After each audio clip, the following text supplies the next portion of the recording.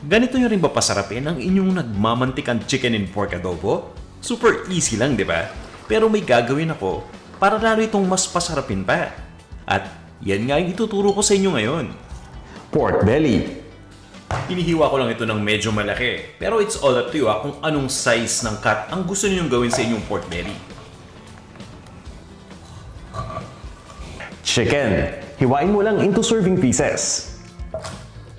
Ganon din pagdating sa chicken. Hiwain ninyo batay sa gusto ninyong laki or pwede kayong gumamit ng mga specific parts yung mga nabibili ninyo sa grocery stores na magkakasama na.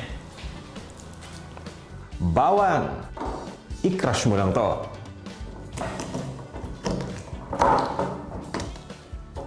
Ibabad nyo lang yung chicken at yung pork. Nilalagay ko na dito yung kalahati ng bawang na nadikdik natin kanina. Kalahati lang dahil yung kalahati may paghagamitan pa tayo dyan. Naglalagay na rin ako ngayon ng toyo. At hinahalo ko lang itong mabuti. Huwag na kayo mahiya. Gamit na kayo ng 2 kamay para mas madali. Okay na to. Ibabad nyo lang ng 1 oras. Pero mas okay pa rin kapag binabad natin ito overnight. Bago ako makalimutan, kung ibababad nyo to overnight, siguraduhin nyo lang na takpan to ng cling wrap at ilagay sa loob ng refrigerator para maiwasan ang contamination. Habang nagbababad, lutuin mo muna yung natirang bawang. Ilagay mo lang dito sa kawali. Hindi pa mainit yan Lagyan mo na rin ng mantika. Dadahan-dahanin lang natin ang pagluto dito sa bawang para sigurado tayo na pati yung kaloob-looban lutong-luto. Halu-haluin mo lang para maging pantay yung pagkakaluto. Okay na itong bawang. Ganito yung gusto nating maging kulay niyan. I-separate lang natin to sa mantika tapos itabi lang natin pareho.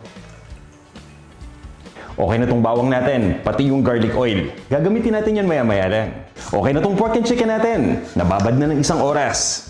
Ililipat ko lang dito sa lutuan. Pagsabay-sabay na natin lahat. Paminta. Cracked peppercorn ang gamit ko Dried bay leaves o yung pinatuyong dahon ng laurel. I-distribute nyo lang yan. At syempre pa, yung ating suka, Dato Puti Vinegar, the #1 undisputed vinegar brand in the Philippines. At ngayon naman, umpisa na natin itong lutuin.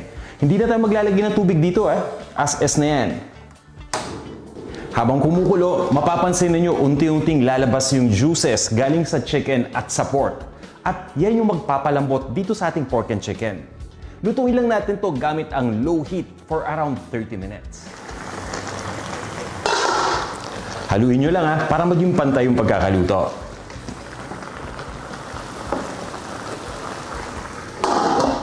After 30 minutes, tanggalin mo na dito yung chicken.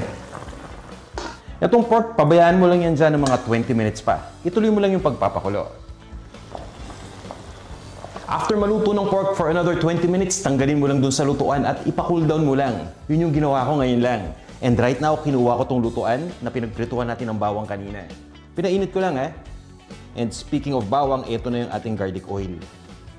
Kunin nyo lang tong chicken isa-isa at iprito nyo lang.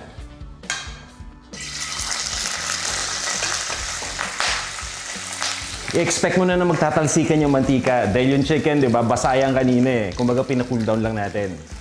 Kailangan lang maprito tong chicken para mas maging maganda yung outer texture niyan.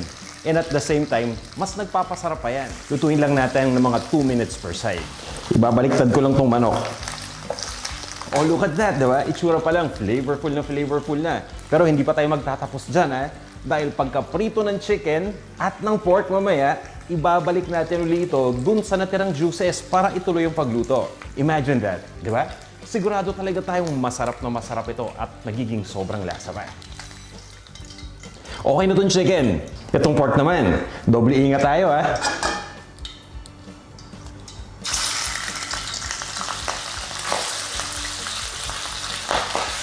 Balik na rin lang natin yan. Ganun ulit 2 minutes. Tanggalin mo lang tong last batch ng pork pagkaprito. At balik na tayo dun sa isang lutuan natin kung saan nandun yung sauce. Iluto natin uli itong ating fried chicken at fried pork dito sa adobo sauce. Ayun! Halu-haluin mo lang para nung sa ganon, ma-coat na ng adobo sauce lahat ng pork at chicken slices natin. At ilagay mo na yung patis. Ano pa nga ba? Kung di Dato Puti Fish Sauce. Ito ang #1 fish sauce brand na gawa sa fermented anchovies. Ito yung isa pa sa magpapasarap dito sa ating chicken and pork adobo dahil magbibigay ito ng umami flavor.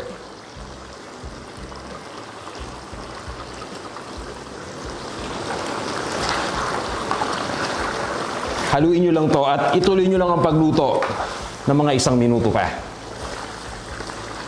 Itong mga Dato Puti brands na ginamit natin ay produkto ng NutriAsia Export.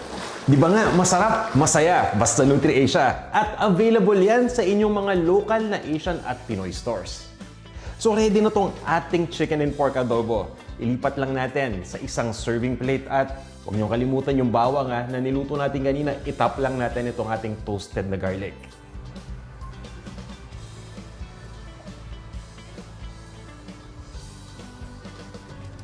Eto na ang ating nagmamantikang chicken and pork adobo.